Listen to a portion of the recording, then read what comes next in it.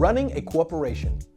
Corporations are the second most common business entity type in the United States, right behind LLCs.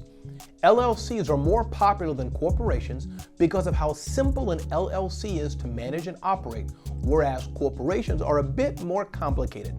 Let's look into who owns, operates, and runs a corporation. Corporations are owned and operated by its shareholders, board of directors, and officers.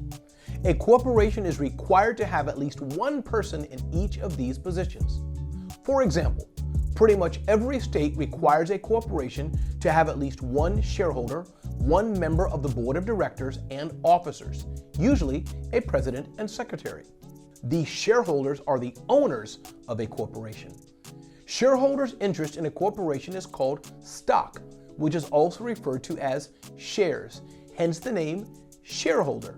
Each stock or share in a corporation has value.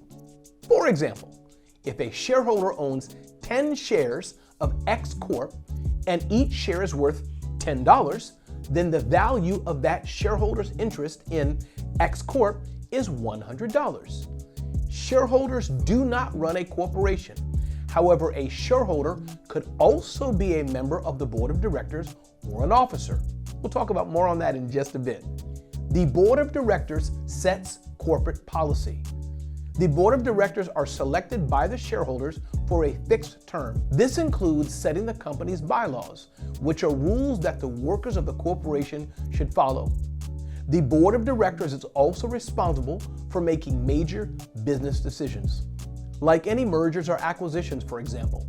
However, it is the officers of the corporation who run the day-to-day operations for the company.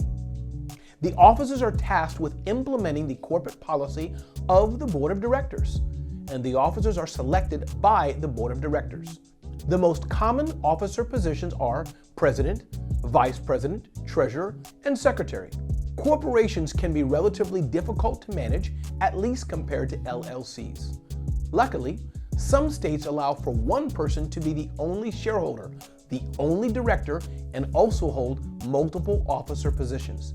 This means that it is possible for one person to run a corporation on their own. However, even if you are owning and operating a corporation by yourself, you still have to keep up with the annual corporate requirements, such as holding annual meetings of the shareholders and board of directors, or risk losing corporate protection.